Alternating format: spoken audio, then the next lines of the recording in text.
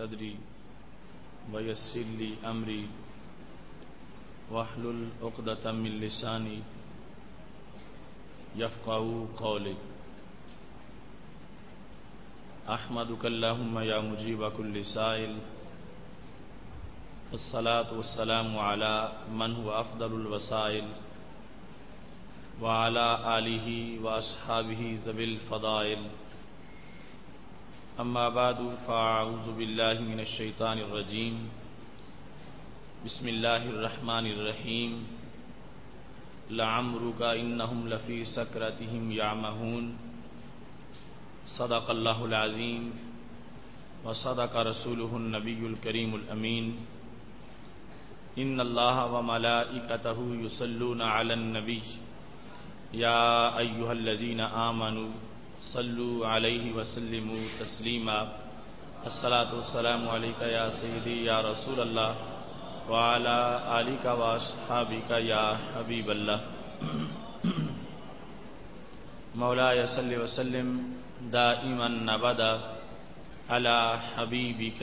خیر الخلق کلہم منزہ عن شریک فی محاسنہ فجوہر الحسن فیہ غیر منقاسم یا اکرم الخلق مالی من الوذ بہ سواک عند حلول الحادث العممی رب صلی وسلم دائما ابدا علی حبیبک خیر الخلق کلہم۔ اللہ تبارک و تعالی جل جلالہ وعم نوالہ واتم برہانہ وعظم شانہ کی حمد و ثنا اور حضور سرور کائنات مفخر موجودات زینت بزم کائنات دستگیر جہاں غم گسار زماں سید سرواراں حامی بے قسام قائد المرسلین خاتم النبیین احمد مجتبی جناب محمد مصطفیٰ صلی اللہ علیہ وآلہ وصحابہ وبارک وسلم کے دربار گوہر بار میں ہدیہ درود السلام عرض کرنے کے بعد وارثان منبر و محراب ارباب فکر و دانش اصحاب محبت و مودت حاملین عقیدہ اہل سنت نہایت ہی معزز و محتشم حضرات و خواتین سامعین و ناظرین، رب ذوالجلال کے فضل اور توفیق سے ادارہ صراط مستقیم کے زیر اہتمام فہم دین کورس میں آج ہم سب کو اس عظیم الشان اجتماع میں شرکت کی سعادت حاصل ہو رہی ہے۔ ہمارا آج کا موضوع ہے شان رسالت کی یکتائی۔ میری دعا ہے خالق کائنات جل جلالہ ہم سب کو قرآن و سنت کا فہم عطا فرمائے اور قرآن و سنت کے ابلاغ و تبلیغ اور اس پر عمل کی توفیق عطا فرمائے۔ ماہ رمضان المبارک کے پرکیف لمحات میں صبح کی روشنی کے پھیلنے کے ساتھ ساتھ فہم دین کی روشنیوں کا پھیلتا ہوا سلسلہ ہمارے سامنے ہے۔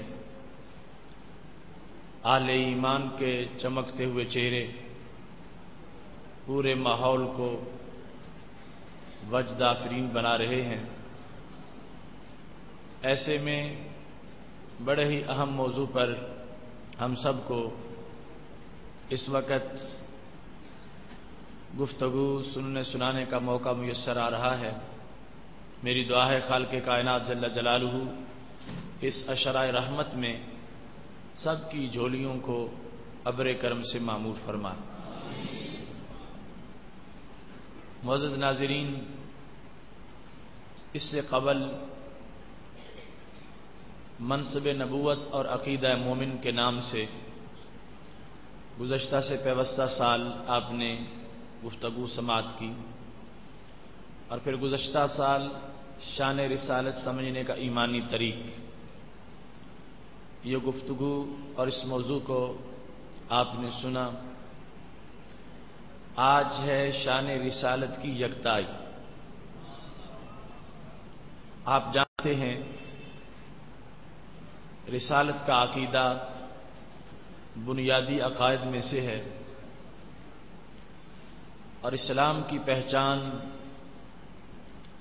عقیدہ رسالت میں ہے۔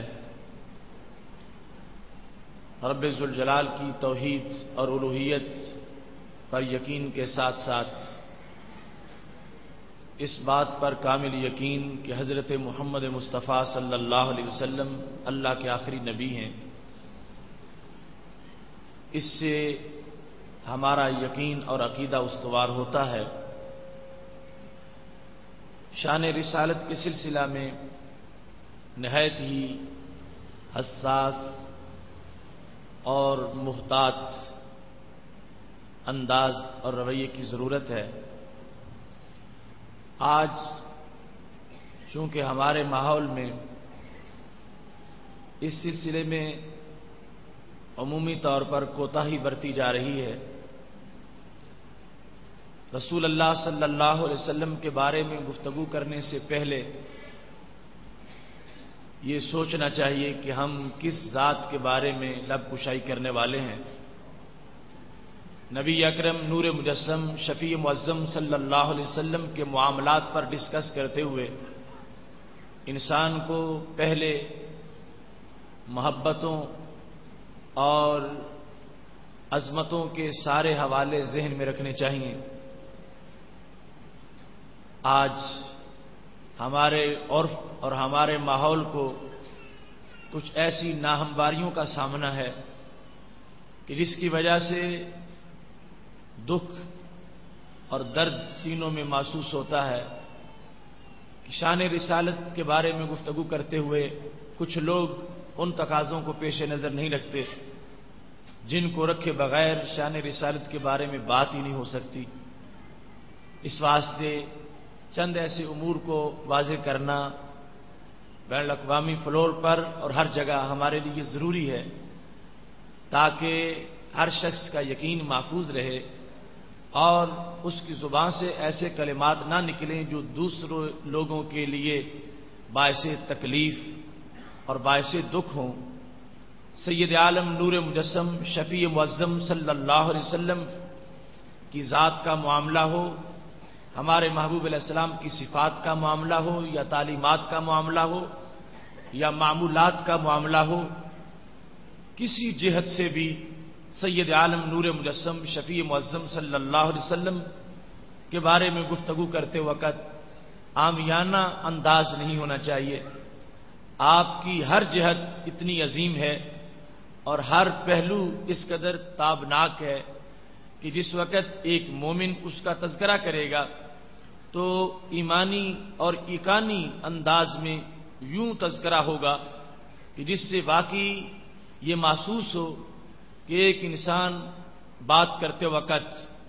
اپنے ایمان کی مٹھاس کا اظہار کر رہا ہے اور اپنے محبوب علیہ الصلوۃ والسلام کے عشق اور محبت کا سندیشہ لوگوں کو پہنچا رہا ہے۔ شان رسالت کی یکتائی کے لحاظ سے سب سے پہلا مقام یہ ہے کہ سید عالم نور مجسم شفیع معظم صلی اللہ علیہ وسلم کی ذات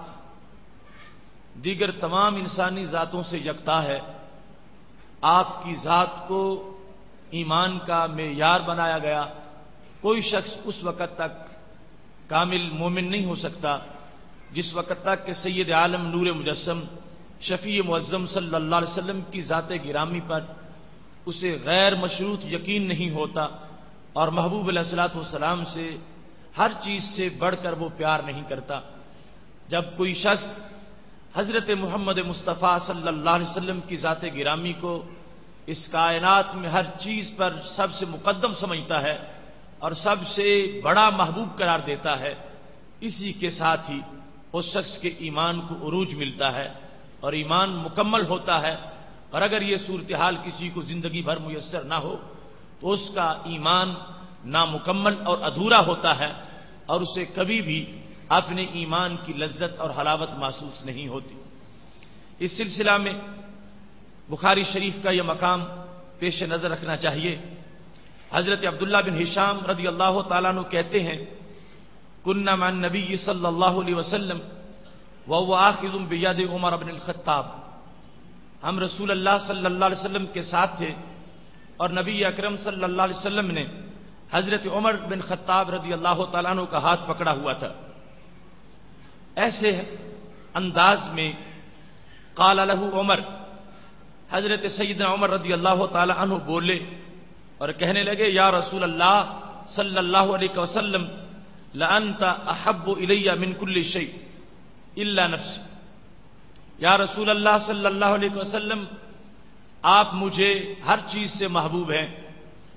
کوئی چیز ایسی نہیں جس کی محبت میرے دل میں تم سے زیادہ ہو، ہر چیز سے آپ مجھے محبوب ہیں الا نفسی، مگر میری جان کے سوا باقی ہر چیز کی محبت پر آپ کی محبت میرے نزدیک غالب ہے، ہر چیز کے مقابلے میں آپ کی محبت کو ترجیح ہے اور ہر چیز کے مقابلے میں آپ میرے بڑے محبوب ہیں، سوائے ایک جان کے کہ اس جان سے میری جان سے مجھے جو پیار ہے اس پیار کی ابھی تمہاری محبت پر ترجیح اور تقدیم ہے، باقی تمام محبتوں سے آگے یا رسول اللہ صلی اللہ علیہ وسلم آپ کی محبت گزر چکی ہے اور میرے نزدیک آپ ہر چیز سے سوائے جان کے بڑے محبوب ہیں۔ جس وقت سید عالم نور مجسم شفیع معظم صلی اللہ علیہ وسلم نے یہ بات سنی، قال النبی صلی اللہ علیہ وسلم، ہمارے آقا صلی اللہ علیہ وسلم فرمانے لگے لا والذی نفسی بیدہ حتی اکون احب الیک من نفسک، عمر ایسا معاملہ درست نہیں ہے، ایمان ابھی پورا نہیں، خدا کی قسم ہے کوئی شخص اس وقت تک مومن نہیں ہو سکتا جب تک کہ اس کے نزدیک ہر چیز سے میں محبوب نہ ہو جاؤں، خواہ دنیا کے انسان ہوں، دنیا کا مال ہو، اپنے بیٹے ہوں، اپنی اولاد ہو، اپنی جان ہو، ہر چیز سے مجھے مقدم مانا جائے گا تو پھر ایمان ہو سکتا ہے، پھر ایمان کی تکمیل ہو سکتی ہے، پھر ایمان کو عروج مل سکتا ہے اور پھر ایمان کو حلاوت اور مٹھاس میسر آ سکتی ہے۔ جس وقت سید عالم نور مجسم شفیع معظم صلی اللہ علیہ وسلم نے لا کہا اور حضرت عمر رضی اللہ تعالی عنہ کے دعوے کی تردید کی اور ساتھ قسم اٹھا کے یہ کہا والذی نفسی بیدہ، مجھے اس رب کی قسم ہے جس کے قبضہ میں میری جان ہے، ایمان تب آتا ہے اور مکمل ہوتا ہے کہ جس وقت ہر چیز سے مجھے محبوب بنایا جائے اور اپنی جان سے بھی مومن مجھے اپنا محبوب رکھے۔ اب حضرت عمر رضی اللہ تعالی عنہ نے جس وقت یہ سنا فقال له عمر فإنه الآن واللہ لأنت احب الی من نفسی، حضرت عمر رضی اللہ تعالیٰ عنہ برجستہ بولے اور کہنے لگے یا رسول اللہ صلی اللہ علیہ وسلم ابھی میں نے فیصلہ کر لیا، اب اس گھڑی میں میں یہ فیصلہ کر چکا ہوں، آپ مجھے ہر چیز سے عزیز ہیں، ہر انسان سے، ہر محبوب چیز سے، ہر مال سے، اولاد اہل و عیال سے، یہاں تک کہ آپ مجھے میری جان سے بھی زیادہ عزیز ہیں، آپ مجھے میری جان سے بھی زیادہ محبوب لگتے ہیں۔ جس وقت حضرت عمر رضی اللہ تعالی عنہ نے یہ اعلان کیا فقال النبی صلی اللہ علیہ وسلم الآن یا عمر، تو نبی علیہ الصلوۃ والسلام نے فرما دیا عمر اب ایمان مکمل ہو گیا ہے۔ یہاں یہ بات بڑی قابل غور ہے، اگر رسول اللہ صلی اللہ علیہ وسلم کی ذات گرامی کے ساتھ عام لوگوں کی ذوات کی برابری ہوتی اور کوئی نبی اکرم صلی اللہ علیہ وسلم سے ہمسری کرنے والی ذات انسانوں میں ہوتی تو پھر اس کی محبت بھی ایسی ہوتی جس طرح کے نبی علیہ الصلوۃ والسلام کی محبت ہے، پھر اس ذات کی محبت کو بھی ایمان کی تکمیل کا حوالہ قرار دیا جاتا، پھر اس ذات کی محبت کو بھی ایمان کی تکمیل کے لیے ضروری قرار دیا جاتا، لیکن یہاں پر اس تفصیل کے ساتھ حضرت عمر رضی اللہ تعالیٰ عنہ نے اپنے یقین اور اذعان کو واضح کر دیا کہ ہر چیز کائنات کی جتنی ذوات ہیں کائنات میں جتنے انسان ہیں، جتنی شخصیات ہیں، جتنے لوگ ہیں، ہر ایک کے لحاظ سے اے میرے نبی صلی اللہ علیہ وسلم آپ مجھے ہر چیز سے عزیز لگتے ہیں۔ تو شان رسالت کی یکتائی واضح ہو گئی کہ اس ذات جیسی کائنات میں انسانوں کے اندر کوئی ذات نہیں ہے، اس واسطے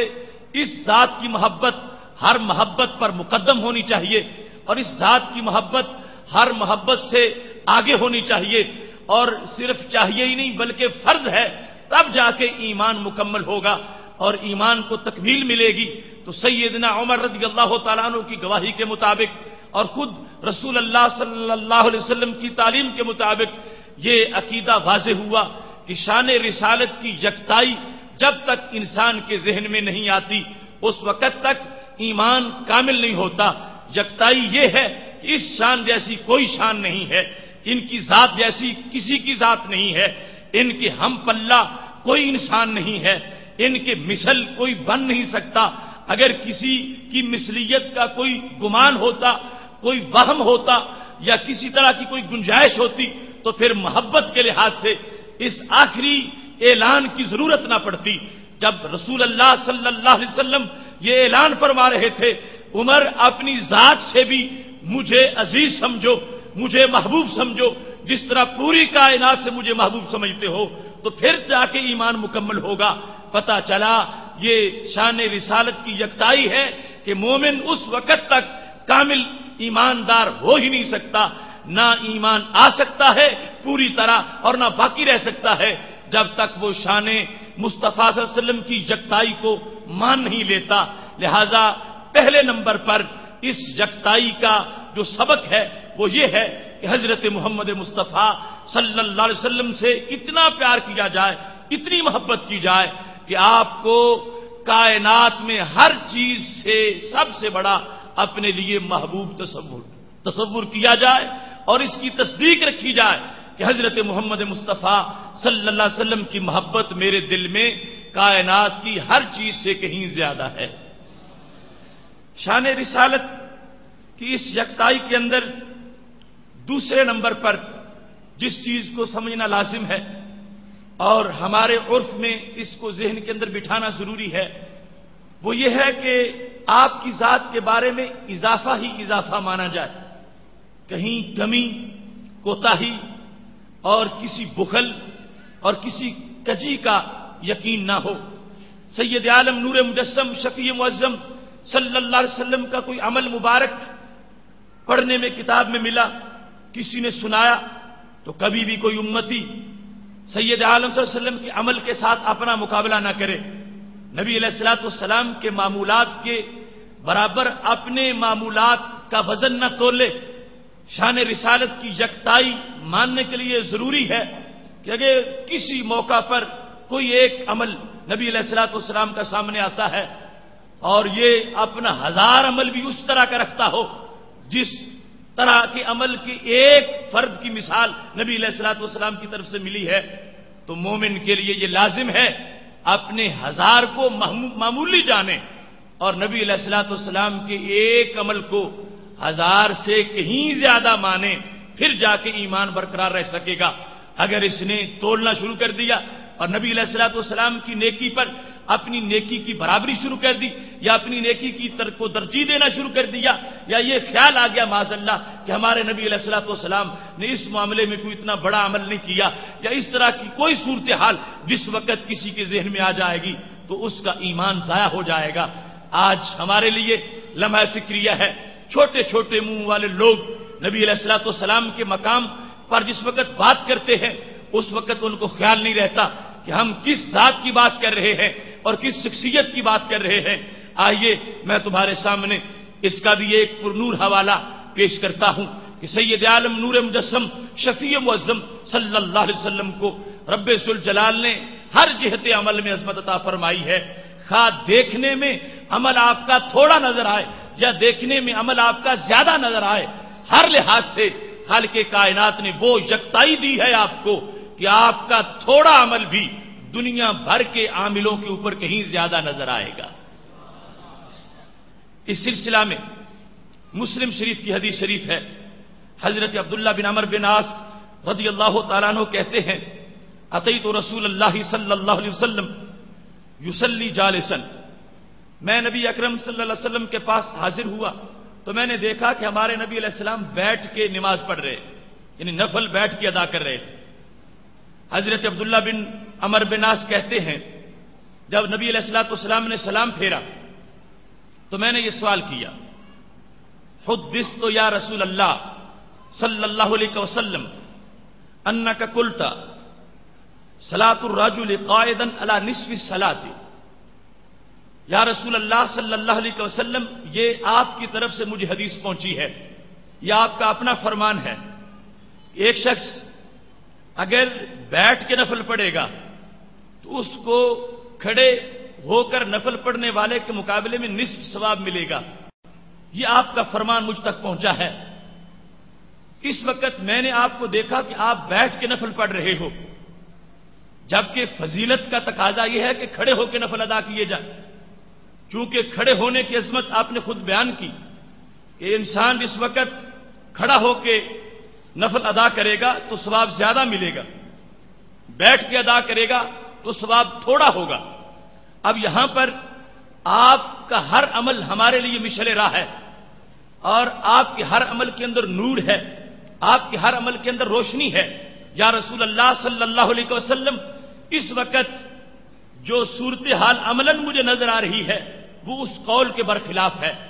آپ خود بیٹھ کے نفل ادا فرما رہے ہو، اس کا سبب کیا ہے؟ اب دیکھیے، اگر عام سوچ ہو تو یہاں پر یہ جملہ بھی زبان پہ آ سکتا ہے جس کو قول اور فعل کا تضاد کہا جاتا ہے، مگر یہاں معاذ اللہ ایسا سوچنا بھی گناہ ہے۔ اب کیا معاملہ ہے؟ سبق یہ دیا ہے کہ جو کھڑا ہو کے نفل ادا کرے گا اس کا ثواب زیادہ ہے، اور بیٹھ کے نفل پڑھے گا تو کھڑے ہو کر پڑھنے کے مقابلے میں نصف ثواب ملے گا۔ اب صحابی اس وقت سید عالم نور مجسم شفیع معظم صلی اللہ علیہ وسلم کو بیٹھ کر نفل ادا کرتے دیکھتے ہیں تو یہ یقین نہیں بناتے کہ ہمارے نبی علیہ الصلوۃ والسلام نے ایسا عمل کیا جس کا ثواب تھوڑا ہے، یا ایسی صورتحال ہے کہ جس میں کوئی اپنے ہی فرمان کی خلاف ورزی لازم آ رہی ہو۔ نہیں، حضرت عبداللہ بن عمر بن عاص رضی اللہ تعالیٰ عنہ قیامت تک کے مومنین کے لیے ایک روشنی کا جہان آباد کرنے والے ہیں۔ محبوب علیہ الصلوۃ والسلام سے حکمت پوچھی، یا رسول اللہ صلی اللہ علیہ وسلم، ظاہر انسانی سوچ تو اس طرف جا سکتی ہے کہ نفل پھر کھڑے ہو کے پڑھنے چاہیے تھے، کیونکہ فضیلت کھڑے ہونے میں ہے، تو بیٹھ کر پڑھنے کا مطلب کیا ہے؟ اب میرے محبوب علیہ الصلوۃ والسلام کا جملہ سنیے، جب حضرت عبداللہ بن عمر بن عاص نے کہا وَأَنْتَ تُصَلِّي قَاعِدًا، آپ اس وقت نفل بیٹھ کے پڑھ رہے ہیں، تو محبوب علیہ الصلوۃ والسلام نے فرمایا اجل، ہاں میں بیٹھ کے پڑھ رہا ہوں، وَلَكِنِّي لَسْتُ كَأَحَدٍ مِّنكُمْ، اس واسطے کہ مجھ جیسا تم میں کوئی نہیں ہے۔ جواب سننا اور پھر سر دھلنا، اور یہ صحیح مسلم کی حدیث شریف، سید عالم نور مجسم شفیع معظم صلی اللہ علیہ وسلم نے یہ نہیں فرمایا کہ مجھ سے غلطی ہو گئی، مجھ سے کوتاہی ہو گئی جب مجھے یاد نہیں رہا، نہیں، فرمایا میرے صحابی یاد رکھو، میں بیٹھ کے پڑھوں تو تمہارے کروڑوں کھڑے ہو کر پڑھنے سے بھی بیٹھ کے پڑھنا افضل ہے۔ میرا پڑھنا اور ہے، تمہارا پڑھنا اور ہے،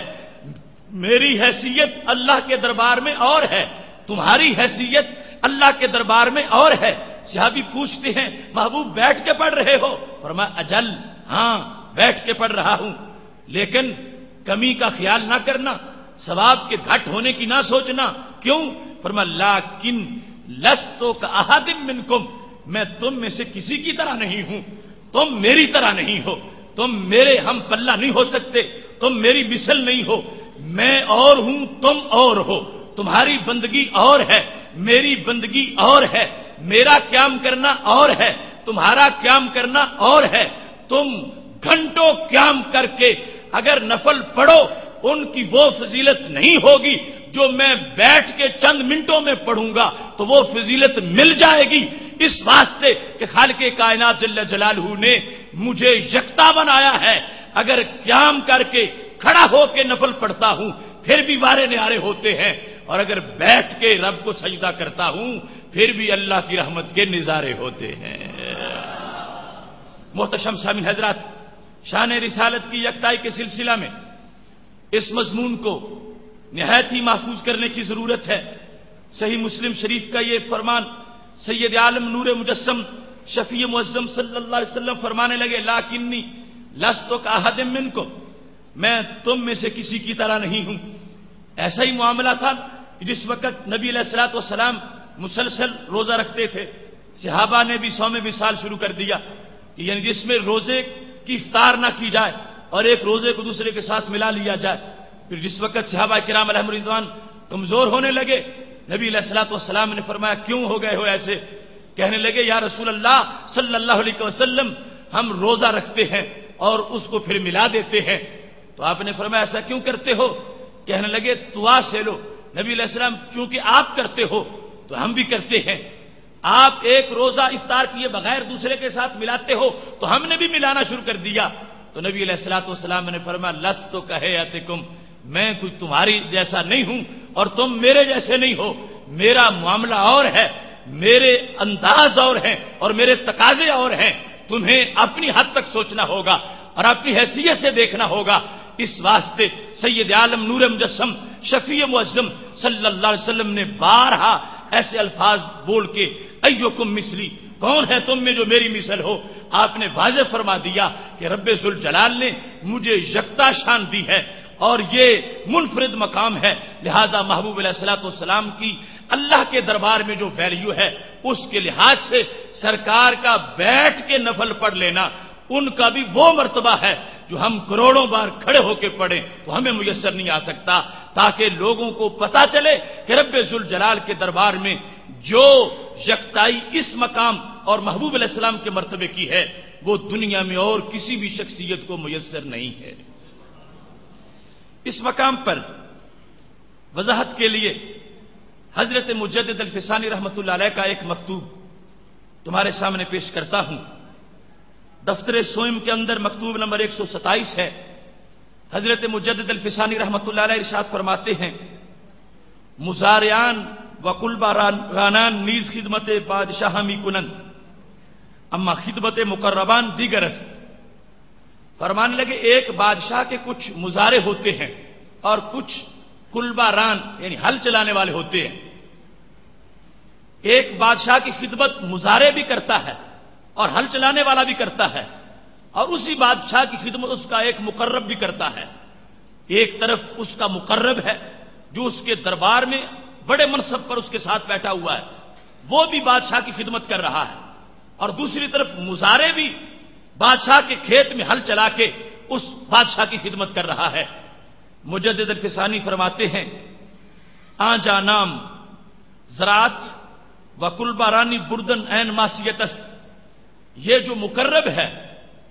اس کے لیے اگر ہل چلانے کا تصور بھی کرو گے تو گناہ ہوگا، وہ بہت اونچے مقام والا ہے اور اونچے مرتبے والا ہے، اس کی ڈیوٹی اور ہے، چارہ کاٹنے والے خادم اور ہیں اور منصب وزارت پر ساتھ بیٹھنے والے بادشاہ کے مقرب اور ہیں۔ حضرت مجدد الفسانی رحمۃ اللہ علیہ ان دونوں چیزوں کو بیان کر کے ارشاد فرماتے ہیں، وَمُزْدِ ہر کار بندازہ آکارس، ہر شخص کی مزدوری اس کے کام کی حیثیت سے ہوتی ہے، جتنا بڑا کام ہے اتنا بڑا انعام ہے، اتنی بڑی تنخواہ ہے، اتنا ہی بڑا اس کا سٹیٹس ہے۔ فرمانے لگے یہ مزدور اور مزارے اور ہل چلانے والا سارا دن کام کر کر کے تھک جائے، فرمایا ایک دن کا اس کو اجر ملتا ہے، اس کو ایک دن کے جیسی مزدوری ملتی ہے۔ اور دوسری طرف مقرب جو ہے بادشاہ کا، وہ بادشاہ کے دربار میں بیٹھا ہوا صرف 1 گھنٹہ کام کرتا ہے اور اس کو اس مزارے کے مقابلے میں کہیں زیادہ اس کی طرف سے انعام ملتا ہے۔ اور پھر بھی فرمانے لگے اس مقرب کو جو بادشاہ کے دربار میں لاکھوں انعام پا رہا ہے اس کو لاکھوں سے اتنا پیار نہیں ہوتا جتنا اپنے بادشاہ کے قرب سے پیار ہوتا ہے۔ اس مثال کو بیان کر کے حضرت مجدد الفسانی رحمت اللہ علیہ واضح کرتے ہیں، فرمایا ہمارا معاملہ، ہم عام لوگ جو ہیں اللہ کے دربار میں ہماری حیثیت ہے ایک مزارے کی، ہماری حیثیت ہے ایک مزدور کی، ہماری حیثیت ہے ایک ٹوکری اٹھانے والے کی، ہماری حیثیت ہے ایک ہل چلانے والے کی، اور حضرت محمد مصطفیٰ صلی اللہ علیہ وسلم اللہ کے دربار میں کرسی مقرب پہ بیٹھے ہوئے ہیں۔ عام مزارع اور عام کھیتی باڑی کرنے والا، عام مزدور، اس کا ٹائم زیادہ ہوتا ہے، اور مقرب وہ تھوڑا سا وقت جو ہے اگر وہ بھی لگاتا ہے تو اس کی حیثیت بہت بڑی ہوتی ہے۔ کبھی مزدور اور مزارع کو وہ مقام نہیں مل سکتا جو مقام ایک مقرب کا ہوتا ہے۔ لہذا حضرت مجدد الفسانی رحمت اللہ علیہ واضح کرنے لگے، اگر ہم دن میں 1000 نفل بھی پڑھ لیں، یہ آپ کی اس تشریح کا خلاصہ ہے، ہمیں 1000 نفل پڑھنے میں وہ مرتبہ نہیں ملے گا جو نبی علیہ السلام کو 2 رکعت پڑھنے میں مرتبہ مل جائے گا، چونکہ وہ مقرب بارگاہ عزتی ہے، وہ اللہ کی سلطنت کے وزیر اعظم ہیں، وہ خالق کائنات جل جلالہ کے دربار میں کرسی مقرب پر جلوہ گر ہیں، ان کو رب ذوالجلال نے ایک خاص مقام عطا فرمایا ہے۔ لہذا وہاں کا معاملہ ایسا ہے کہ وہ ہر وقت رب ذوالجلال کے دربار میں اللہ کی طرف متوجہ اتنے ہیں کہ جس کی وجہ سے نفل نہ پڑھیں پھر بھی اللہ کے انوار و تجلیات ان کے دل پہ برستے رہتے ہیں۔ لہذا حضرت مجدد الفسانی رحمت اللہ علیہ نے اسی حدیث کی وضاحت تام طریقے سے فرما دی، جہاں نبی علیہ الصلوۃ والسلام نے فرمایا ٹھیک ہے میں بیٹھ کے پڑھ رہا ہوں مگر اس لیے پڑھ رہا ہوں کہ اللہ تعالیٰ نے مجھ جیسا دنیا میں کسی کو نہیں بنایا۔ الفاظ حضرت مجدد الفسانی رحمت اللہ علیہ کے بڑے عجیب ہیں، کہتے ہیں وہ مزد ہر کار بندادہ یا کارست کل بارانان بمحنت تمام در روزے یک تنکا اجرت می گیرن، جو ہل چلانے والے ہیں سارا دن محنت کر کے 1 دن کا اجرت کا لیتے ہیں، وہ مقرب درسات بخدمت حضور مستحق لکھ حامی گردد، اور جو مقرب ہے وہ محض 1 ساتھ کام کر کے، سارا دن نہیں 1 ساتھ کام کر کے وہ لکھ ہا کا کئی لکھوک کا مستحق بن جاتا ہے۔ وما ذالک اورا بئی لکا ہیج تعلق نیس، اس کے باوجود کہ اسے 1 گھنٹے میں کئی لاکھ ملتے ہیں، اس مقرب کی نگاہ لاکھ کی طرف نہیں ہوتی، ہر وقت اللہ کی طرف ہوتی ہے، ہر وقت اس دربار کی طرف ہے، اس سلطان کی طرف ہے۔ اس واسطے سید عالم نور مجسم شفیع معظم صلی اللہ علیہ وسلم کے دربار کی یہ شان رسالت کی اس یکتائی کو پیش نظر رکھتے ہوئے ہمیں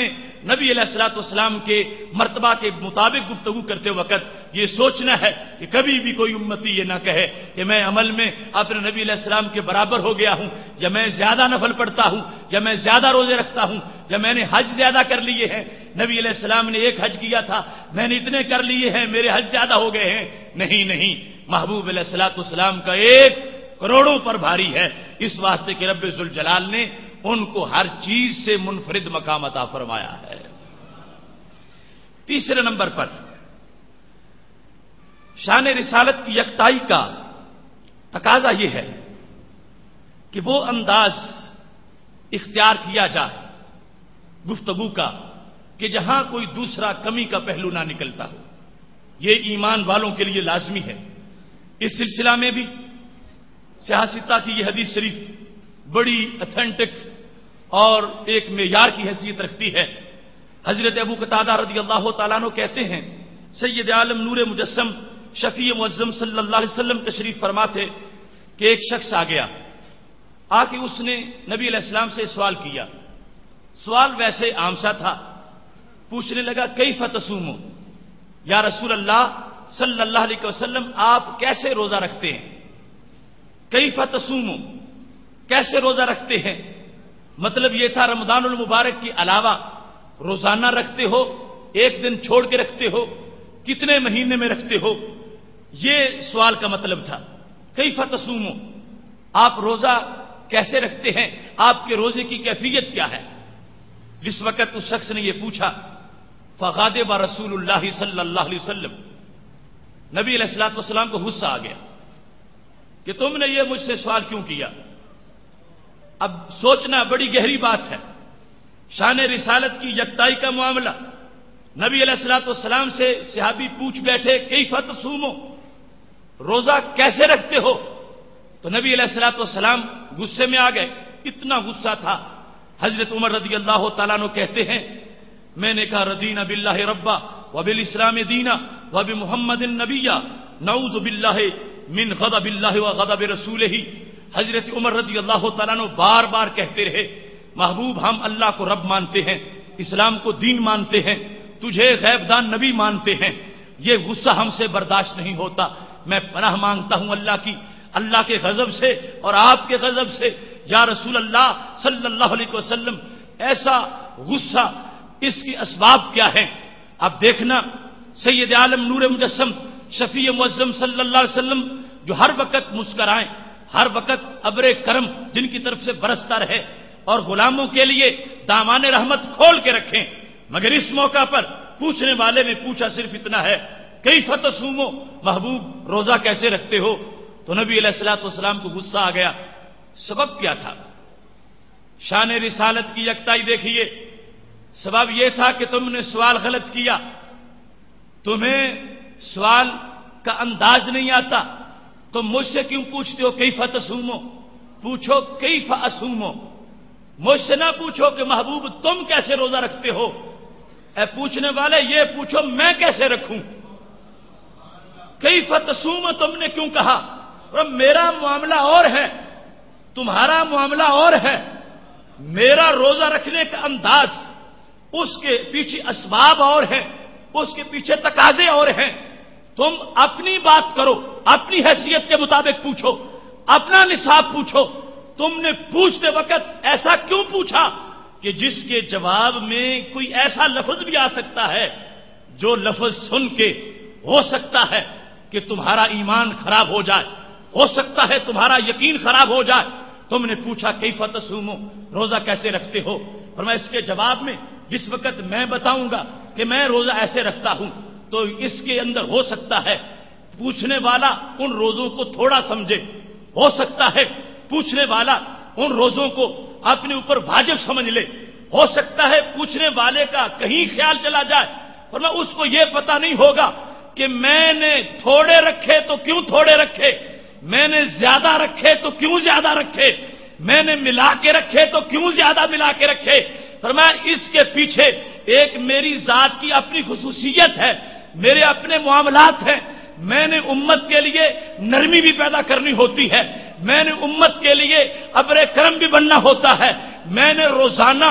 لوگوں کی مشکلیں حل بھی کرنی ہوتی ہیں، میں نے روزانہ لوگوں کی مدد بھی کرنی ہوتی ہے. لہذا میں ساری چیزوں کو دیکھ کر مہمانوں کی خدمت، گھر والوں کے معاملات، امت کی مشکل کشائی اور پھر امت کے لیے احکام کی نرمی، ان سب کو پیش نظر رکھ کے میں روزے رکھتا ہوں. اس کے پیچھے حکمت ہوتی ہے. عام سننے والا فوراً نہیں پہنچ سکے گا تو جس وقت کمی کا سوچے گا گمراہ ہو جائے گا. جس وقت یہ اس کو خیال آئے گا کہ ہمارے نبی انہوں نے نفلی روزے تھوڑے رکھے ہیں، پھر اس کا ایمان نہیں بچ سکے گا. اس واسطے وہ سوال نہ کرو کہ جس کا جواب پوری طرح سمجھ نہ پاؤ. تم نے پوچھنا ہو تو مجھ سے نہ پوچھو کہ تم کیسے روزے رکھتے ہو.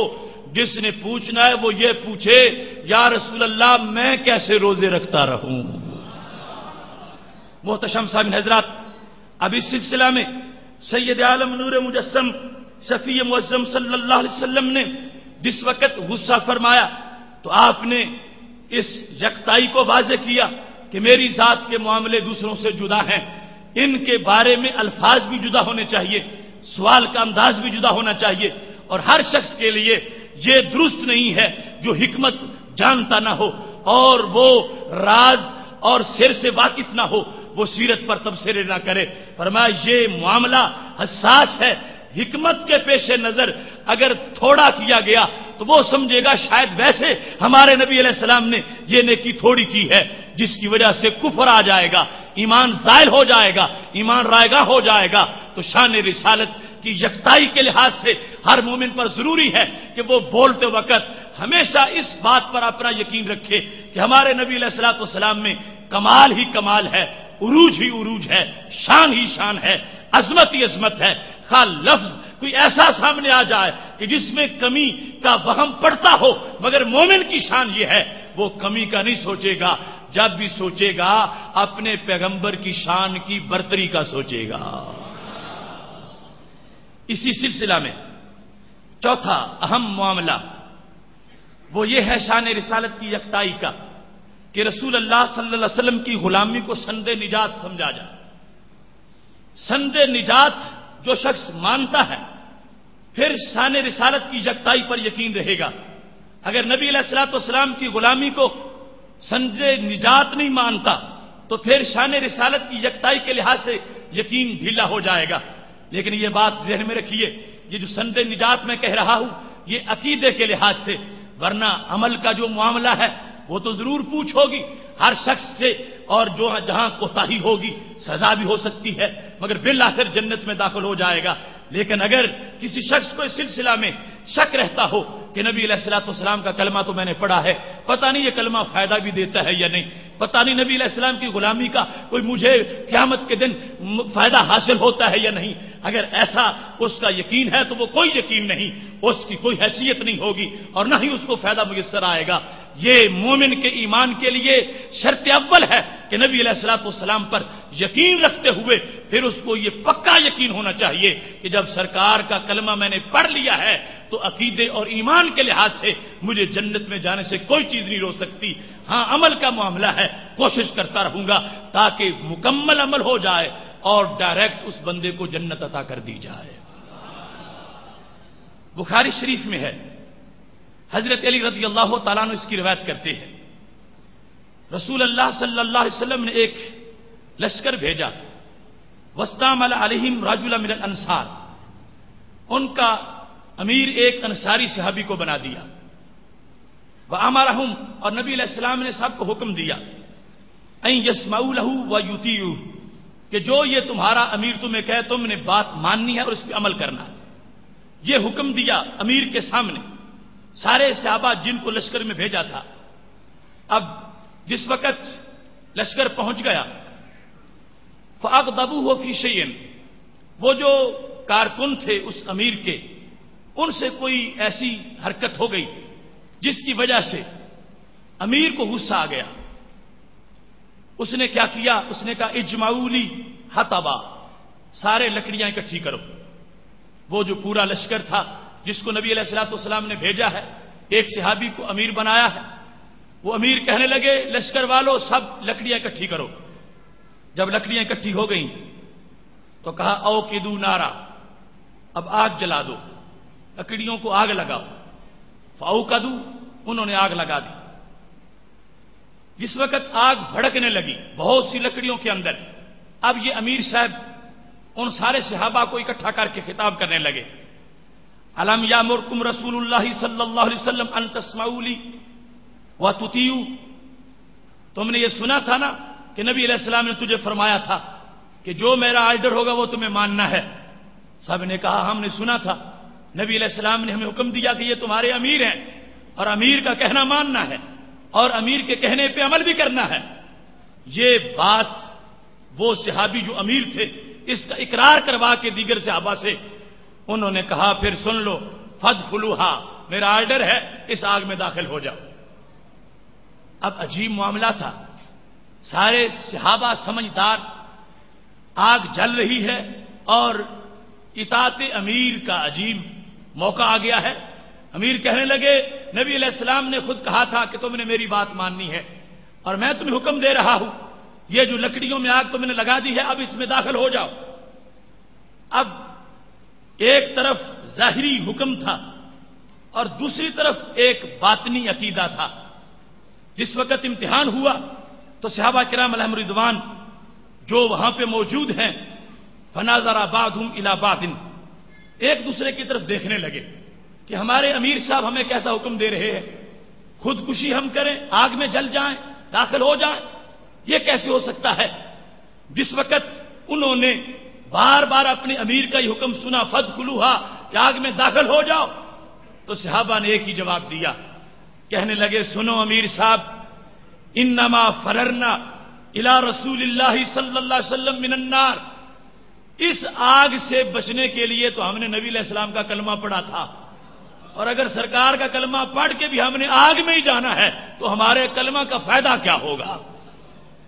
اب یہ ان کے دل نے گواہی دی کہ ٹھیک ہے، نبی علیہ الصلوۃ والسلام نے حکم جو دیا تھا اس کا مطلب اور ہے، یہ نہیں ہے کہ امیر کے کہنے پر ہم خودکشی کر جائیں۔ اب امیر کو سمجھانے کے لیے جو انہوں نے جملہ بولا وہ شان رسالت کی یکتائی کا یہ باب ہے۔ انہوں نے کہا کہ ہم نے جو نبی علیہ السلام کا کلمہ پڑھا تو ہم کلمہ پڑھ کے آگ سے بچ گئے، اب کیسے ہم خود آگ میں داخل ہو جائیں؟ اس واسطے آپ جو کہتے رہو، ہم آگ میں داخل نہیں ہوں گے۔ ہمارے پاس ایک کلیہ ہے، ایک قانون ہے، ہمارا ایک عقیدہ ہے اور ایک نظریہ ہے۔ کیا ہے؟ انما فررنا الی رسول اللہ صلی اللہ علیہ وسلم من النار، ہم تو دوزخ سے بچنے کے لیے سرکار کے دامن کے نیچے چھپ گئے ہیں۔ یہ کیسے ہو سکتا ہے کہ سرکار کا دامن دوزخ سے تو بچا لے اور دنیا کی آگ میں جلا دے؟ نہیں نہیں، ایسا ہرگز نہیں ہو سکتا۔ یہ جو کچھ تم کہہ رہے ہو یہ تعلیمات نبوی کا حصہ نہیں ہے، اس واسطے کہ ہم نے جن کا کلمہ پڑھا ہے وہ ذات ایسی ذات ہے جس ذات نے ہمیں آگ سے ہمیشہ کے لیے بچا لیا ہے۔ اب جس وقت یہ جواب دیا فکانو کذالک، ایسے ہی وہ امیر کہتے رہے داخل ہو جاؤ، اور ان کو صحابہ کہتے رہے نہیں ہم تو آگ چھوڑ کے سرکار کے پاس آئے تھے، اب پھر آگ کی طرف نہیں جا سکتے۔ اتنے میں ساکنا غضبہ، وہ امیر صاحب کا غصہ بھی ٹھنڈا ہو گیا، وہ اطفئت النار، آگ کو بجھا دیا گیا۔ فلما راجعوا، اب لوٹ کے جس وقت واپس آئے، سید عالم نور مجسم شفیع معظم صلی اللہ علیہ وسلم کے سامنے یہ مسئلہ رکھا گیا۔ صحابہ نے کہا کہ ہمارے امیر صاحب نے یا رسول اللہ صلی اللہ علیہ وسلم یہ کہا تھا لکڑیاں اکٹھی کرو، آگ جلاؤ، ہم جلا چکے تو کہا داخل ہو جاؤ، اور پھر ہم نے یہ جملہ بولا ہے کہ ہم نے تو آگ سے بچنے کے لیے نبی علیہ السلام کا کلمہ پڑھا اور سرکار کی چھتری کے نیچے آئے ہیں، ہم کبھی بھی آگ میں داخل نہیں ہوں گے۔ یہ بات سن کر سید عالم نور مجسم شفیع معظم صلی اللہ علیہ وسلم نے کیا فرمایا؟ فرمانے لگے لو داخلوها ما خرجوا منها انما الطاعة فی المعروف۔ فرمایا صحابہ بہت اچھا کیا تم نے، اگر یہ کہنے پر تم آگ میں داخل ہو جاتے تو پھر کبھی بھی خارج نہ ہو سکتے، پھر ہمیشہ کی آگ ہوتی، خودکشی ہوتی، موت حرام کی ہوتی، اور آگ سے نکلنا پھر مشکل ہوتا، پھر ہمیشہ کی آگ میں رہنا پڑتا۔ فرمایا یہ جو طاعت کا میں نے حکم دیا تھا اس سے مراد معروف کے اندر طاعت ہے، گناہ کے اندر طاعت نہیں ہے۔ تو امیر کی طاعت تو ضروری ہے مگر وہ نیکی کے اندر، وہ بدی کے اندر اطاعت نہیں، وہ گناہ کے اندر اطاعت نہیں۔ یہاں جس چیز کو بیان کرنے کی خاطر اس پوری حدیث کو سامنے رکھا گیا وہ یہ ہے کہ سید عالم نور مجسم شفیع معظم صلی اللہ علیہ وسلم کی ذات گرامی کے بارے میں جو یکتائی کا عقیدہ ہے وہ اس طرح پکا ہونا چاہیے جیسے صحابہ کرام علیہم رضوان کے سامنے بار بار تقاضا ہو رہا تھا، اور سرکار سے سنا بھی تھا کہ تم نے اطاعت کرنی ہے اپنے امیر کی، لیکن یہ اس جگہ سوئی بالکل جم چکی تھی اور اڑ چکی تھی، اور پکا یقین تھا کہ نبی علیہ الصلوۃ والسلام کو مان کر ہم آگ سے بچ گئے ہیں۔ جس محبوب نے ہمیں جہنم کی آگ سے بچا لیا ہے اس کی شریعت کا یہ تقاضا نہیں ہو سکتا کہ ہم جیتے جاگتے آگ میں داخل ہو جائیں۔ لہذا اس طرح کا پختہ یقین جس وقت بندے کو میسر آتا ہے تو پھر اسے پتا چلتا ہے کہ نبی علیہ الصلوۃ والسلام کا کلمہ پڑھنے میں اللہ نے کتنی برکتیں انسان کو عطا فرمائی ہیں۔ ایسے ہی 5ویں نمبر پر رسول اللہ صلی اللہ علیہ وسلم کی ہر ادا میں عظمت جاننا، یہ شان رسالت کی یکتائی۔ اس سلسلہ میں اب دیکھو نبی علیہ الصلوۃ والسلام نے وضو فرمایا تو 3 بار بھی وضو کیا، یعنی 3 بار اعضاء کو دھویا، اور یوں بھی وضو کیا کہ ایک بار اعضاء کو دھویا۔ اب ایک ہے 3 بار اعضاء کو دھونا اور ایک ہے 1 بار اعضاء کو دھونا، ان دونوں کو سامنے رکھتے ہوئے جس وقت ہم دیکھیں گے تو نبی اکرم نور مجسم شفیع معظم صلی اللہ علیہ وسلم کے بارے میں امتی کا یقین کیا ہونا چاہیے، امام طحاوی نے بڑی بہترین وضاحت کی اس کی۔ عمومی طور پر آج کا ایک طبقہ معاذ اللہ وہ اس پر تبصرہ کرے گا تو یہ کہہ سکتا ہے کہ یہ معاذ اللہ ایک بار تو کامل وضو کر لیا، دوسری بار ناقص وضو کر لیا، ایک بار اچھی طرح کر لیا اور دوسری بار محض ایسے ہی ایک بار دھو لیا، اس میں حکمت کوئی نہیں، ویسے وہ 3 بار دھویا نہیں، 1 بار دھو لیا ہے۔ نہیں، امام طحاوی کہتے ہیں کہ نبی علیہ الصلوۃ والسلام کی ہر فعل کے اندر عظمت ہے اور ہر انداز کے اندر عظمت ہے۔ اگر 3 بار دھویا ہے اعضاء کو تو اس میں بھی عظمت ہے، اگر 1 بار دھویا ہے تو اس میں بھی عظمت ہے۔ کیسے؟ فرماتے ہیں قد یجوز ان یکون قد فعل شیئا وغیر افضل منه علی التوسعۃ منه علی امته کما توضا مرۃ وکان وضوءه ثلاثا افضل من ذلك. فرماتے ہیں جب 3 بار دھویا ہے تو کامل طریقہ بتایا ہے اپنی امت کو کہ فضیلت کس وضو کی ہے اور عظمت کس میں زیادہ ہے. اور فرمایا جب 1 بار دھویا ہے تو اس وقت نبی علیہ الصلوۃ والسلام کوئی کوتاہی نہیں کر رہے تھے.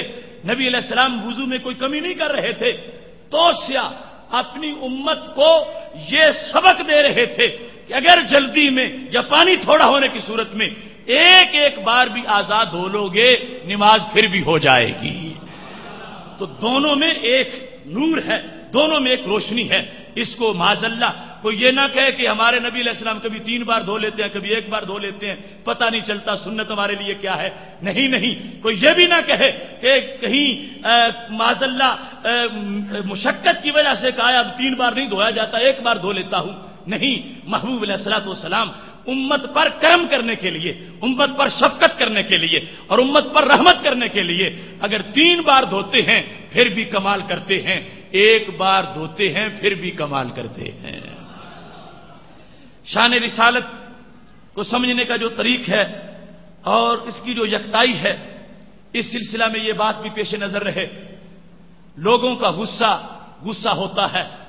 مگر میرے محبوب علیہ الصلوۃ والسلام کا غصہ جو ہے اس کو بھی عام لوگوں کے غصے کے ساتھ تعبیر نہیں کرنا چاہیے, اور عام لوگوں کے غصے کے ساتھ اس کی کوئی تمثیل بیان نہیں کرنی چاہیے. عام لوگ غصے میں آ کر انصاف کے تقاضوں سے ہٹ بھی سکتے ہیں, مگر میرے محبوب علیہ الصلوۃ والسلام کی یکتائی یہ ہے اگر غصہ نہیں تو پھر بھی انصاف ہے, اگر غصہ آ گیا تو پھر بھی انصاف ہے. اگر کسی شخص نے تنقید کر ڈالی ہے تو پھر بھی نبی علیہ الصلوۃ والسلام نے اپنی طرف سے بے انصافی نہیں ہونے دی. محبوب علیہ الصلوۃ والسلام نے پھر بھی انصاف کی اعلیٰ بلندیوں کو پورا فرمایا ہے. تو یکتائی یہ بنی کہ خالق کائنات جل جلالہ نے اتنا صبر دیا ہے, اتنا حوصلہ دیا ہے, مخالف جس طرح کا بھی آ جائے, جو بھی کہہ جائے, محبوب علیہ الصلوۃ والسلام اپنے موقف سے ہٹنے والے نہیں ہیں, اپنے عدل اور اپنے انصاف کے اندر کسی طرح کا فرق لانے والے نہیں ہیں. چشم فلک نے دیکھا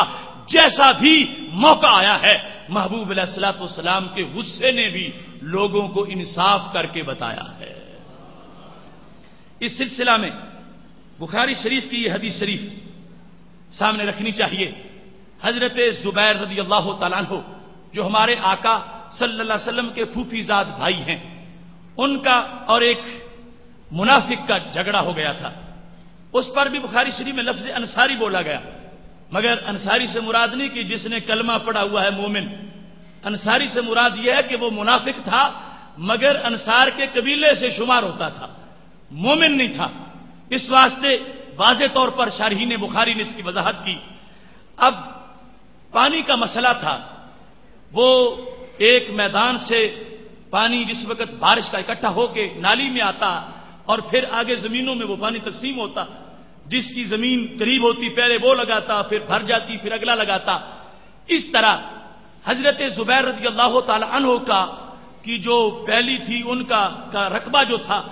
وہ پہلے تھا اور اس انصاری کا بعد میں تھا. تو قانون کے مطابق نبی علیہ الصلوۃ والسلام نے فرمایا تم پہلے پانی لگاؤ, زبیر پانی لگاؤ اور پھر پانی چھوڑ دو تاکہ یہ انصاری اپنے باغ کو اپنی زمین کو پانی لگا سکے. جس وقت سید عالم نور مجسم شفیع معظم صلی اللہ علیہ وسلم نے فرمایا اس کے یا زبیر ثم ارسل الماء الى جارک, پہلے پلاؤ اور پھر پانی چھوڑ دو اپنے پڑوسی کی طرف. تو وہ منافق جو تھا چپ نہ رہ سکا, کہنے لگا ان کان ابن امتک, یہ تمہارا چونکہ پھوپھی کا بیٹا ہے زبیر اس لیے آپ اس کی سائیڈ لے رہے ہو. سید عالم نور مجسم شفیع معظم صلی اللہ علیہ وسلم سے جس وقت اس منافق نے یہ کہا سرکار کے رشتہ دار کا حوالہ دیتے ہوئے کہ چونکہ پھوپھی کا بیٹا ہے اس واسطے آپ نے ایسا کہا ہے, تو محبوب علیہ الصلوۃ والسلام نے سنا فتلون وجهه, چہرے کا رنگ بدل گیا اس کی گفتگو کے ساتھ. اب پھر دوبارہ حکم دیا حضرت زبیر رضی اللہ تعالیٰ عنہ کو, فرمایا اس کے یا زبیر سمہ بسلما, پانی پلاؤ اپنی زمین کو پھر پانی روک کے رکھو, حتی یرجع الجدر, یہاں تک کہ جو تم نے زمین کے ارد گرد پتھروں سے کنارے بنائے ہوئے ہیں وہاں تک پانی چلا جائے، ثم ارسل الماء الى جارک، پھر پانی پڑوسی کے لیے چھوڑو۔ اب پہلے حکم یہ تھا، حضرت زبیر رضی اللہ تعالی عنہ کا حق نبی علیہ الصلوۃ والسلام نے بطور شفقت کے اس منافق کے لیے رکھوایا ہوا تھا، زبیر صرف ایک بار پانی پھر جائے، پھر پانی تم اس کو دے دو، اس کے کھیت کو لگ جائے۔ اب وہ کمینہ یہ سمجھ رہا تھا کہ معاذ اللہ نبی علیہ السلام نے اپنے پھوپھی کے بیٹے کی حمایت کی ہے، تو نبی علیہ السلام اب غصے میں آئے، مگر غصے کے اندر عدل پھر بھی برقرار رہا اور فرمایا اب زبیر جتنا تمہارا حق ہے وہ تم پورا کرو، پانی ایک مرتبہ زمین کو سیراب کرے، پھر بھی پانی کو روکے رکھو یہاں تک کہ پانی بھرے اور کناروں تک چڑھے، اس کے بعد پھر تم پانی اپنی پڑوسی کے لیے چھوڑو۔ یہ شخص جس نے تنقید کی ہے ہم پھر بھی اس کا حق پورا دیں گے، مگر جو اپنی طرف سے اضافہ اسے دیا جا رہا تھا وہ اس کو احساس ہو کہ میں وہ نبی نہیں ہوں جو اپنوں کے لیے دین کے قانون تبدیل کر دوں، میں وہ نبی ہوں جو اپنوں کو آزمائش کے لیے ان کا حصہ اوروں کو دلوا سکتا ہوں اور ان سے پوچھ کے اوروں پہ کرم کر سکتا ہوں۔ اس واسطے سید عالم نور مجسم شفیع معظم صلی اللہ علیہ وسلم نے جب یہ دوسرا فیصلہ کیا تو اللہ کی طرف سے آیت کا نزول ہو گیا۔ خالق کائنات جل جلالہ فرمانے لگا فلا وربک لا یؤمنون حتی یحکموک فیما شجر بینہم، محبوب مجھے تیرے رب کی قسم ہے کوئی بندہ اس وقت تک مومن نہیں ہو سکتا جب تک تمہارے فیصلے کو تسلیم نہیں کر لیتا۔ اب یہاں پر وہ شخص جو بظاہر ایمان کا دعوے دار تھا اس کے ایمان کی نفی کر دی رب ذوالجلال نے، کیوں؟ پر اس لیے کہ اس نے ہمارے نبی علیہ السلام کا فیصلہ جو پانی کے بارے میں تھا وہ ماننے میں کوتاہی کی ہے، اور یہ یکتائی ہے اس دربار کی کہ یہاں پر فرائض تو فرائض رہے، واجبات تو واجبات رہے، اگر پانی کے معاملے میں بھی کوئی شخص نبی علیہ الصلوۃ والسلام کے بارے میں ایسی بات کرے تو اس کا ایمان کبھی صحیح نہیں ہو سکتا۔ ایمان تب صحیح ہوگا جس وقت نبی علیہ السلام کے ہر فیصلے کو منوان جو ہے وہ پوری طرح تسلیم کیا جائے گا۔ لہذا بخاری شریف کے اس مقام نے یہ واضح کر دیا کہ سید عالم نور مجسم شفیع معظم صلی اللہ علیہ وسلم کا غصہ بھی اتنا بڑا معیار ہے نیکی کا کہ خالق کائنات جل جلالہ نے سرکار کے فیصلے کو ڈی گریڈ نہیں کیا کہ سرکار کو اللہ ناراض ہوتا کہ تم نے ایسا کیوں کیا کہ اب پانی بند رکھا جائے اور پھر چھوڑا جائے۔ نہیں نہیں، رب ذوالجلال نے محبوب علیہ الصلوۃ والسلام کے فیصلے کی حمایت کرتے ہوئے فرما دیا کوئی بندہ اس وقت تک مومن نہیں ہو سکتا جب تک نبی علیہ السلام کی حکومت کو تسلیم نہیں کر لیتا۔ ایسے ہی سید عالم نور مجسم شفیع معظم صلی اللہ علیہ وسلم کی یکتائی یہ ہے شان کی کہ خالق کائنات جل جلالہ کی عبادت مثال کے طور پر سجدہ ہے، سجدہ ویسے عبادت نہیں بنتا، کب عبادت بنتا ہے جب سجدے کو نبی علیہ السلام پسند فرماتے ہیں۔ اس سلسلہ میں نماز عصر کے بعد نوافل پر حضرت عمر لوگوں کو مارا کرتے تھے، حضرت عمر رضی اللہ تعالی عنہ کے مارنے پر کسی نے انکار نہیں کیا، یعنی سارے صحابہ اس بات پر متفق رہے کہ عمر صحیح مارتے ہیں عصر کے بعد نفل پڑھنے پر۔ کیوں؟ حضرت طاؤس جس وقت انہوں نے حضرت عبداللہ بن عباس رضی اللہ تعالیٰ عنہ سے پوچھا کہ عصر کی نماز ہو جائے تو 2 رکعت نفل پڑھنا، اس کا معاملہ کیا ہے؟ طاؤس کا یہ خیال تھا اگر اللہ کو سجدہ کرنا ہے تو اس میں سختی کیوں کی جا رہی ہے؟ سجدہ رب کو کرنا ہے، 2 رکعت پڑھنے ہیں نفل، تو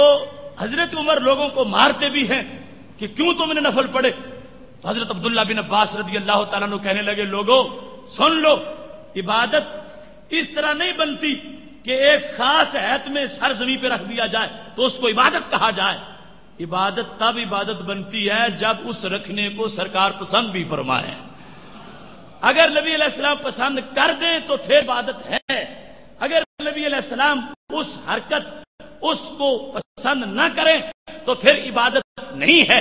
اس واسطے حضرت عبداللہ بن عباس رضی اللہ تعالیٰ عنہ نے حضرت طاؤس کو یہ جواب دیا، شرح معانی الاثار میں موجود ہے، کہنے لگے سن لو ما کان لمؤمن ولا مؤمنہ اذا قضى الله ورسوله امرا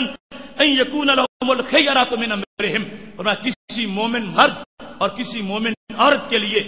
یہ جائز نہیں ہے کہ جب اللہ اور اس کے رسول صلی اللہ علیہ وسلم کوئی فیصلہ کر دیں تو یہ اپنی طرف سے بھی کوئی اختیار رکھیں. کسی مومن مرد اور مومن عورت کو اختیار نہیں ہے. فرمایا جس وقت نبی علیہ الصلوۃ والسلام اس وقت نفل پڑھنے کو جائز نہیں سمجھتے تو اب ایسی صورت بنانا جو سجدے کی ہے، جو رکوع کی ہے، جو قیام کی ہے، اس کو رب بھی پسند نہیں فرمائے گا. اس واسطے کہ یہ عبادت جس کو ہم عبادت کہتے ہیں، سجدہ تب بنتا ہے کہ اس پر مہر نبی علیہ السلام کی پسند کی ہے. سرکار نے سجدہ کر کے لوگوں کو بتایا ہے کہ یوں کرو گے تو رب راضی ہو جائے گا. اور جب عصر کے بعد نبی علیہ السلام نے ناپسند کیا ہے تو پھر وہ سجدہ عبادت نہیں بنے گا، اس کی حیثیت کوئی نہیں ہوگی. تو اس سے پتا چلا کہ صحابہ کرام علیہم رضوان نے اسی معیار کو پیش نظر رکھا. نبی اکرم نور مجسم شفیع معظم صلی اللہ علیہ وسلم کی جو چاہت ہے اس چاہت کے مطابق اللہ کی عبادت بنتی ہے، اور اس چاہت کے مطابق ہی اللہ کی ریاضت، اللہ کی طرف سے ریاضت پر اجر و ثواب اور نیکی دی جاتی ہے. محتشم سامعین حضرات، یہ موضوع اپنی لطافت کے لحاظ سے بڑا اہم ہے. خالق کائنات نے فرمایا لعمرو کا انہم لفی سکرتہم یعمہون، محبوب مجھے تمہاری عمر کی قسم، وہ اپنے نشے میں گمراہ پھرتے ہیں. اب عمر کی مکمل قسم اٹھا کر خالق کائنات نے نبی علیہ السلام کی شان کی یکتائی کو واضح کر دیا. عمر صرف اعلان نبوت کے بعد کے حصے کو نہیں کہا جاتا، عمر مکمل ولادت سے لے کر وصال تک ساری کی ساری عمر ہے، اور ساری عمر کی قسم رب نے اٹھائی ہے. تو پھر قسم اس چیز کی اٹھائی جاتی ہے جو عمدہ ہو، اعلیٰ ہو، اشرف ہو، عرفہ ہو اور انور ہو. تو خالق کائنات جل جلالہ نے ہمارے محبوب علیہ الصلوۃ والسلام کی پوری عمر کی قسم اٹھا کر رب ذوالجلال نے واضح کیا کہ اس عمر کے ہر منٹ کے اندر اللہ نے ایسی عظمتیں رکھی ہیں، یہ عمر اس لائق ہے کہ اس عمر کی قسمیں اٹھائی جائیں اور اس عمر کی عظمتیں لوگوں کو بتائی جائیں. اس سلسلہ میں آخری بات کرتے ہوئے اپنی گفتگو ختم کرتا ہوں. جس وقت کچھ ازواج مطہرات نے نبی اکرم صلی اللہ علیہ وسلم سے کچھ سہولتوں کا تقاضا کیا تھا تو نبی علیہ الصلوۃ والسلام کو اللہ نے کہا یہ کہہ دو اپنی ازواج سے، قل لازواجک ان کنتن تردن اللہ تردن الحیات الدنیا وزینتها فتعالین امتعکن واسرحکن سراحا جمیلا. اے ازواج، اگر تم دنیا کی زندگی کا ارادہ کرتی ہو تو آؤ میں تمہیں چھوڑ دیتا ہوں. وَإِن كُنتُنَّ تُرِدْنَ اللَّهَ وَرَسُولَهُ وَالدَّارَ الْآخِرَةَ، اور اگر تم اللہ اور رسول کا ارادہ کرتی ہو اور دار آخرت کا ارادہ کرتی ہو، فَإِنَّ اللَّهَ أَعَدَّ لِلْمُحْسِنَاتِ مِنكُنَّ أَجْرًا عَظِيمًا، تو اللہ نے تم میں سے جو محسنات ہیں ان کے لیے اجر عظیم تیار کیا ہے. اب دیکھو معاملہ ہے رسول اللہ صلی اللہ علیہ وسلم کی اپنی ذات کا کہ زوجہ کسی کو رکھیں یا چھوڑیں، اور تقسیم کیسے کی. اگر تم ارادہ کرتی ہو اللہ کا اور اللہ تعالیٰ کے رسول صلی اللہ علیہ وسلم کا، نبی اکرم نور مجسم شفیع معظم صلی اللہ علیہ وسلم نے اپنی ازواج کو جو دو رستے دکھائے، چاہے تو یہ چن لو چاہے تو یہ چن لو. ایک طرف تھا کہ دنیا، دوسری طرف ہے کہ مجھے تم نے منتخب کرنا ہے، میرے پاس رہنا ہے. تو کہا کیا؟ ان کنتن تردن اللہ، اگر تم اللہ کو پانا چاہتی ہو، اگر تم اللہ کو لینا چاہتی ہو، اگر تم اللہ کا ارادہ کرتی ہو تو پھر اللہ تعالیٰ کے رسول صلی اللہ علیہ وسلم کے ساتھ تمہیں رہنا ہے اور تمہیں اجر عظیم دیا جائے گا. اس آیت کریمہ نے کس انداز میں واضح کر دیا کہ سید عالم نور مجسم شفیع معظم صلی اللہ علیہ وسلم کے شادی جیسے معاملات جو ہیں وہ کتنے پاکیزہ، کتنے مقدس اور کتنے اعلیٰ ہیں کہ جس وقت ازواج مطہرات نبی علیہ الصلوۃ والسلام کی طرف میلان کرنے والی ہیں اور سرکار کو دنیا پر ترجیح دینے والی ہیں، تو قرآن کہتا ہے تمہیں صرف سرکار ہی نہیں ملے، اس فیصلہ سے تمہیں اللہ تعالیٰ بھی یہاں مل گیا ہے، اللہ تعالیٰ کا قرب تمہیں میسر ہو گیا ہے۔ اب جس ذات کی جو دنیا کی شادی کا معاملہ ہے اس میں رب ذوالجلال کی اتنی محبتیں داخل ہوں اور خالق کائنات جل جلالہ کی طرف سے اتنا پیار داخل ہو، ان کی عبادات کے معاملات کتنے اونچے ہوں گے۔ ایسے ہی اگر کوئی شخص نبی اکرم صلی اللہ علیہ وسلم کی طرف تند و تیز جملہ بولتا ہے یا سرکار پہ تنقید کرتا ہے، اللہ تعالیٰ فرماتا ہے ان الذین یؤذون اللہ ورسولہ لعنہم اللہ فی الدنیا والآخرہ، بے شک وہ لوگ جو اذیت دیتے ہیں اللہ تعالیٰ کو اور اللہ تعالیٰ کے رسول صلی اللہ علیہ وسلم کو، ان پر اللہ تعالیٰ کی لعنت ہے دنیا میں اور آخرت میں۔ اب دیکھیے رب ذوالجلال کو تو کوئی اذیت دے نہیں سکتا، چونکہ اللہ پاک ہے اس سے کہ اسے کوئی نقصان دے سکے، اسے کوئی تنگ کر سکے۔ اللہ پاک ہے کہ اللہ کسی کا اثر قبول کرے، اس کی ذات ایسی ہے وہ کسی سے متاثر نہیں ہو سکتا۔ اس کے باوجود یہ لفظ بول دیا کہ وہ لوگ جو اذیت دیتے ہیں اللہ کو، مطلب کیا بنا؟ فرمایا اللہ تعالیٰ کو تو کوئی اذیت دے نہیں سکتا، مگر نبی علیہ الصلوۃ والسلام کی اذیت کا معاملہ کوئی چھوٹا نہیں ہے۔ جس نے سرکار کو اذیت دی گویا کہ وہ رب کو اذیت دے رہا ہے۔ اس بنیاد پر ہر کے کائنات جل جلالہ نے بارہا اپنے محبوب علیہ الصلوۃ والسلام کے معاملات کو اپنی طرف منسوب کر کے اس دربار کی جو یکتائی ہے اس کو واضح کر دیا کہ اس دربار کی آداب کو پیش نظر رکھتے ہوئے ہر بات ادب سے، احتیاط سے، سکون سے، محبت سے اور عشق سے کی جائے، چونکہ اگر تھوڑی سی بھی معاذ اللہ یہاں پر ایسی بے احتیاطی ہو گئی زندگی بھر کا کمایا ہوا رائے گاں ہو جائے گا۔ آج کے ماحول کے اندر جس وقت روزانہ معاذ اللہ ہماری سوسائٹی میں توہین رسالت کے دھندے کیے جا رہے ہیں اور جرائم ایسے ہو رہے ہیں، روزانہ کوئی نہ کوئی ایسا فتنہ پیدا ہو رہا ہے، اس واسطے اس گفتگو کو اپنے سامنے رکھا جائے اور اس پیغام کو پھیلایا جائے، عام کیا جائے کہ نبی علیہ الصلوۃ والسلام کی ذات مبارک اس کی عظمتوں کے پیش نظر اور رفتوں کے پیش نظر اپنی زبان کو مکمل احتیاط کے ساتھ استعمال کرتے ہوئے سرکار کی شانوں کا بیان ہو۔ وآخر دعوانا ان الحمد للہ رب العالمین۔